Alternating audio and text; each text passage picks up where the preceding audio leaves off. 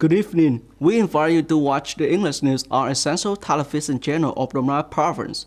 On May 1st, Decree number 32/2024 of the government issued on the management and development of industrial cluster took effect. This decree clearly stipulates conditions for establishing and expanding industrial clusters. The decree stipulates that the establishment of industrial cluster must meet the following conditions, included in the list of industrial clusters in the province approved by the competent authorities, have a land front suitable to the land use planning in the district, having enterprises, cooperatives, and organizations with legal status and capacity to invest in technical infrastructure construction apply to the investor in building the technical infrastructure of industrial clusters. In cases where district-level areas have established industrial clusters, the average occupancy rate of industrial cluster reaches over 50%, or total unleased industrial land front of industrial cluster does not exceed 100 hectares. Regarding the protection of habitats for aquatic species, a fine from 5 million to 200 million dong is imposed depending on the violations.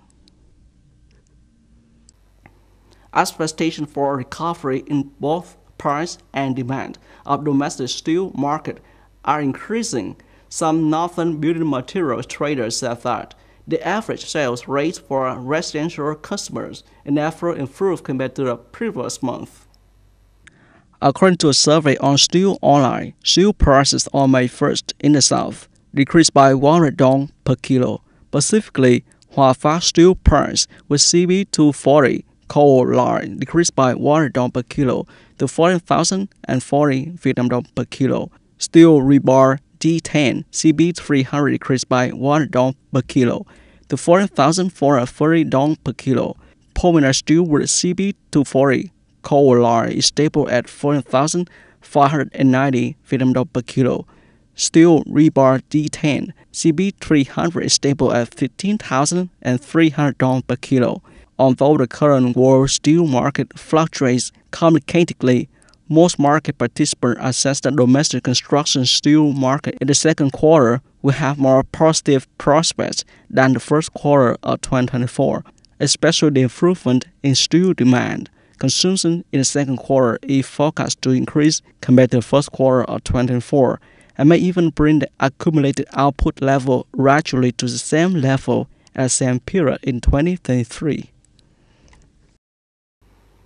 The socio-economic development situation of the Domnai Province in 2023 achieved many important results. Promoting the achieved results, this year Domnai continues to implement many solutions to continue creating an urban investment environment in accordance with the province policies.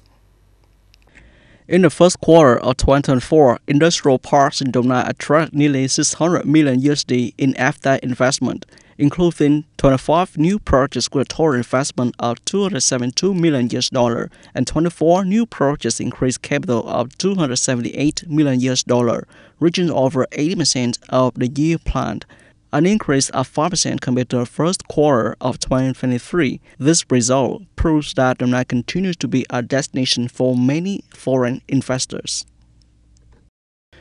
Mr. Vương Trường said, representative for Taiwanese businesses investing in Domnai and Taiwan Association thanks the Domnai provincial authorities in recent years for always accommodating, caring, and supporting to create favorable conditions for Taiwanese businesses to operate effectively. At a dialogue meeting with FDI enterprises at the end of March, Permanent Deputy Secretary of Domnai Provincial Public Committee, Ho Thanh-Sơn, emphasized that Domnai always identify FDI enterprises as an important part of local business sector, contributing significantly to the social economic development of the province. Therefore, the authority affirms that it will continue to create a favorable business environment and support businesses to develop. With that viewpoint, Company Ho Thanh-Sơn requests that in the coming time, the Provincial People's Committee continue to promote administrative procedural reform, further directing departments and sectors, and to thoroughly apply online public services at 3 levels. At the same time, improve the quality of cadres, civil servants, and public service ethics to better serve businesses. On May 2nd, Japanese Prime Minister Fumio Kishida met French President Emmanuel Macron in Paris. Japanese government sources said Japan plans to start negotiations with France on a new security agreement to facilitate joint exercises and disaster relief operations. According to the source, the two heads of state are expected to discuss the Reciprocal Access Agreement (RAA). This is the agreement that Japan has reached with Australia and the UK, facilitating a more convenient and rapid deployment of troops between the two countries. Japan has also begun negotiations with Philippines towards signing RAA. Japan has made efforts to strengthen security ties with like-minded countries in the Indo-Pacific region amid China's growing assertiveness in regional waters. France has strategic interests in the region because it has overseas territories such as New Caledonia in the South Pacific. On May 1st, South Korean Defense Minister Shin Won-sik confirmed that the country is negotiating to join AUKUS defense agreement. The statement was made by Defense Minister Shin Won-sik after 2 days of meeting between the Defense Minister and Foreign Minister of South Korea and Australia in the Melbourne City, Australia. According to Shin, South Korea is considering joining the Pillar 2 of AUKUS. This is a period of advanced military technology development in areas such as artificial intelligence, cyber warfare, and electronic warfare.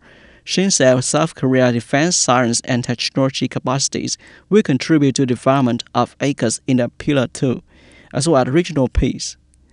AUKUS members are also considering admitting Japan and New Zealand as Pillar 2 of the agreement. The U.S. agreement signed by the U.S., UK, and Australia in 2021 consists of 2 phases. In Phase 1, the Pillar 1, Australia was equipped with nuclear power attack submarines.